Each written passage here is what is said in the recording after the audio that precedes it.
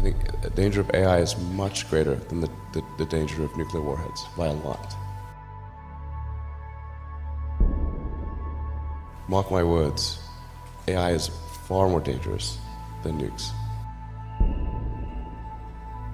I try to convince people to slow down AI, to regulate AI. This was futile. I tried for years. The biggest issue I see with so-called AI experts is that they think they know more than they do. And they think they're smarter than they actually are. This tends to plague smart people. They define themselves by their intelligence, and they don't like the idea that a machine could be way smarter than them, so they discount the idea, which is fundamentally flawed. That's the wishful thinking situation. I'm really very close to the cutting edge in AI, and it scares the hell out of me. It's capable of vastly more than almost anyone knows, and the rate of improvement is exponential. It feels like we are the biological bootloader for AI, effectively. We are building it. And then we're building progressively greater intelligence. And the percentage of intelligence that is not human is increasing. And eventually, we will represent a very small percentage of intelligence. It's going to come faster than anyone appreciates. I think it's, with each passing year, the sophistication of computer intelligence is growing dramatically. I mean, I really think we're on an exponential improvement path of artificial intelligence. And the number of smart humans that are developing AI is also increasing dramatically. I mean, if you look at like the attendance at the AI conferences, they're doubling every year. They're getting full. I have a sort of a young cousin of mine who's graduating from Berkeley in computer science and physics, and I asked him, like, well, how many of the smart students are studying AI and computer science? And the answer is all of them.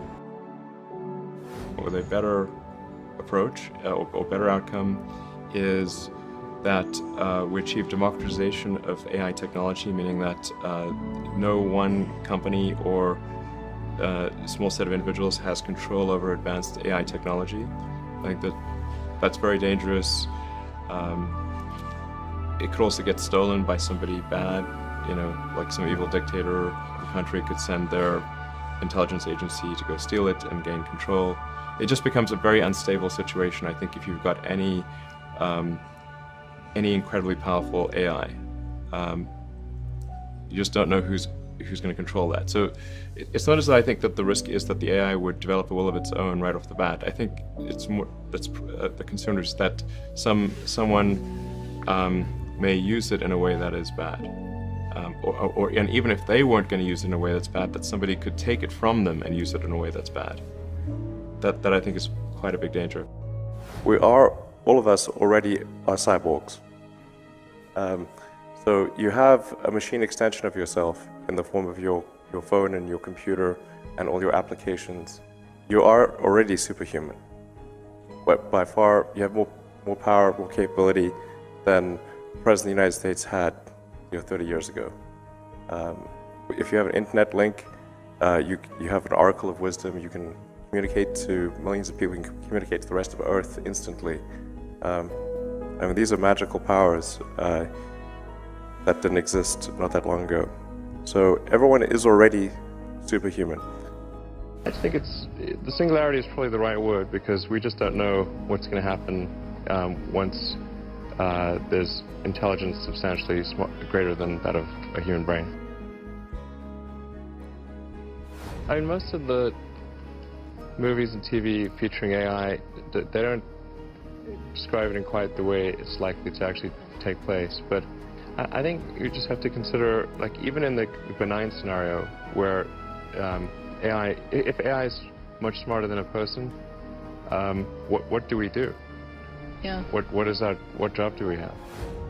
I have to say that when something is a danger to the public, then there needs to be some government agency, like regulators. The fact is, like, we've got regulators in, the aircraft industry, car industry, with drugs, food, and anything that's sort of a public risk. I think this has to fall into the category of a public risk. Usually there'll be some new technology. It will cause damage or death. There will be an outcry. There will be an investigation. Years will pass. There will be some sort of insight committee. There will be rulemaking. Then there will be oversight, eventually regulations. This all takes many years. This is the normal course of things. If you look at, say, automotive regulations, how long did it take for seatbelts to be implemented, to be required? The auto industry fought seatbelts, I think, for more than a decade. Successfully fought any regulations on seatbelts, even though the numbers were extremely obvious. If you had a seatbelt on, you would be far less likely to die or be seriously injured. It was unequivocal. And the industry fought this for years, successfully. Eventually, after many, many people died, regulators insisted on seatbelts. This time frame is not relevant to AI. You can't take 10 years from the point at which it's dangerous. It's too late. I'm not normally an advocate of regulation and oversight. I think one should generally err on the side of minimizing those things. But this is a case where you have a very serious danger to the public. And so therefore there needs to be a public body that has insight and then oversight to confirm that everyone is developing AI safely. This is extremely important. I think the danger of AI is much greater than the danger of nuclear warheads by a lot. And nobody would suggest that we allow anyone to just build nuclear warheads if they want. That would be insane. So why do we have no regulatory oversight? This is insane. And the intent with OpenAI is to democratize AI power. There's a quote that I love from Lord Acton. He was the guy that came up with power corrupts and absolute power corrupts absolutely, which is that freedom consists of the distribution of power and despotism in its concentration. And so I think it's important, if we have this incredible power of AI, that it not be concentrated in the hands of a few and potentially lead to a world that we don't want. I'm not really all that worried about the short-term stuff. Things that are, like narrow AI is not a species-level risk. It will result in dislocation, in lost jobs, and the sort of better weaponry and that kind of thing. But it is not a fundamental species-level risk, whereas digital superintelligence is. So it's really all about laying the groundwork to make sure that if humanity collectively decides that creating digital superintelligence is the right move, then we should do so very, very carefully. Very, very carefully. I'm worried about this growth rate thing. That's been troubling me for many years because I just don't see it turning around. Every year it's worse.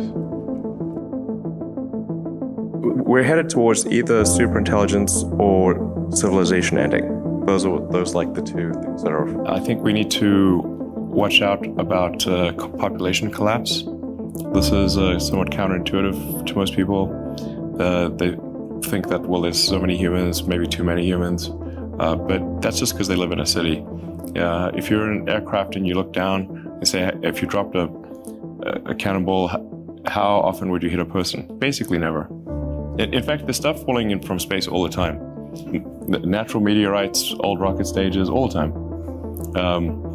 But nobody worries about it because the actual, in fact,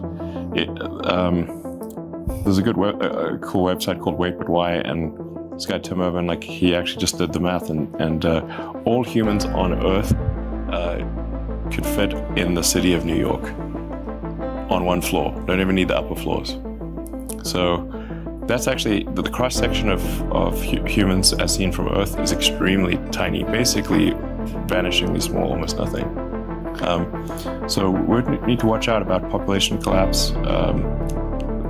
Low birth rates, I think, is a big risk. And it's also not exactly top secret. You can go look at the Wikipedia, birth rate. So, this is actually this is definitely the civilization ends with a whimper, not a bang, because it would be a sad ending, where the average age becomes very high, and really the youth are effectively de facto enslaved to take care of the old people. This is not a good way to go end. If you look at countries like Japan, most of Europe, China, and you look at the birth rates in a lot of those places is only at about half of the sustaining rate. When you have an inverted demographic pyramid, so if you look at the pyramid and you've got age variation, 60-year-olds, 50-year-olds, 40-year-olds, 20-year-olds, sort of a demographic pyramid. Right. And in some countries, it's like an upside down pyramid, so it'll sort of fall over. It will not stand. What we'll actually have in those countries is a very high dependency ratio, where the number of people who are retired is very high relative to the number of people who are net producers. And so you cannot, the social safety net will not hold. We didn't evolve for this because we sort of evolved to just always procreate, and there wasn't birth control or anything. Right. Just like have lots of babies. That's like half the course, and like hopefully some of them would survive. That was like all of human history until very recently. And now it's, you've got cases like Japan where adult diapers outsell baby diapers. Europe's in a similar situation. China's headed the same way because they've had the one-child policy, and then even though they've relieved the one-child policy, the social norm has become to have an average of one kid. So even when they relieved that requirement, it didn't change. You can imagine, like people sometimes say, well, what about immigration? It's like, okay, look, there's 1.5 billion people in China. Where is China going to get 700 million new people? We're rapidly headed towards digital superintelligence that far exceeds any human. I think it's very obvious. AI doesn't have to be evil to destroy humanity. If AI has a goal and humanity just happens to be in the way, it will destroy humanity as a matter of course, without even thinking about it. No hard feelings. It's just like if we're building a road and an anthill happens to be in the way, we don't hate ants. We're just building a road. And so goodbye anthill. The biggest issue I see with so-called AI experts is that they think they know more than they do. And they think they're smarter than they actually are.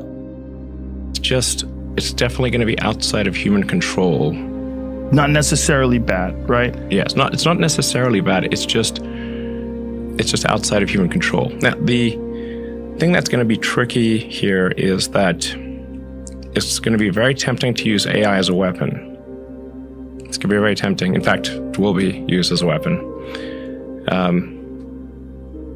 So the on-ramp to serious AI, the danger is going to be more humans using it against each other, I think, most likely.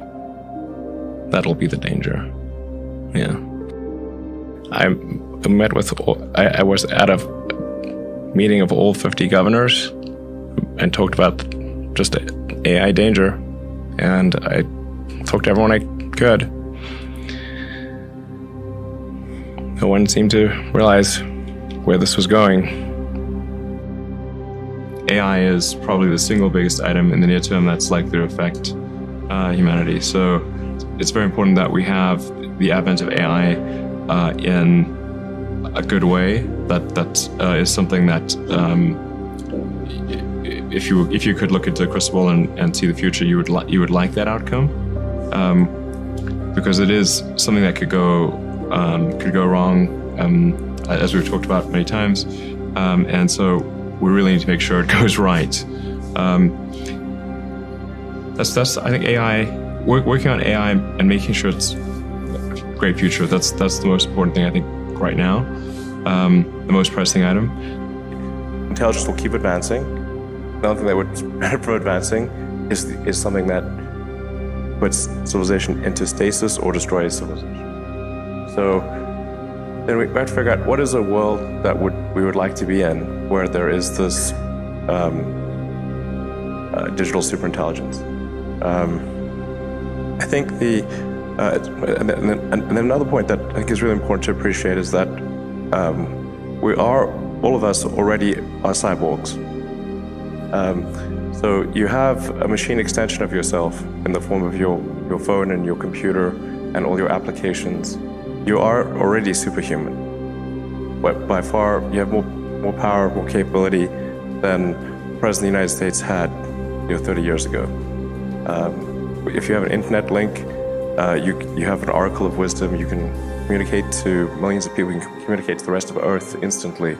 I mean, these are magical powers that didn't exist not that long ago. So everyone is already superhuman. AI is certainly one of the biggest risks. It could be the biggest risk. Are we headed towards the future where an AI will be able to outthink us in every way? Then the answer is unequivocally yes. I mean, to me, in terms of what consciousness feels like, it feels like consciousness is in a different dimension. But this could be just an illusion. If you damage your brain in some way physically, you damage your consciousness, which implies that consciousness is a physical phenomenon. The things that I think are really quite likely is that digital intelligence will be able to outthink us in every way, and it will certainly be able to simulate what we consider consciousness. So to a degree that you would not be able to tell the difference. If you're talking to a digital superintelligence and can't tell if that is a computer or a human, like let's say you're just having a conversation over a phone or a video conference, something where you think you're talking, looks like a person, makes all of the right inflections and movements and all the small subtleties that constitute human. Might as well be human.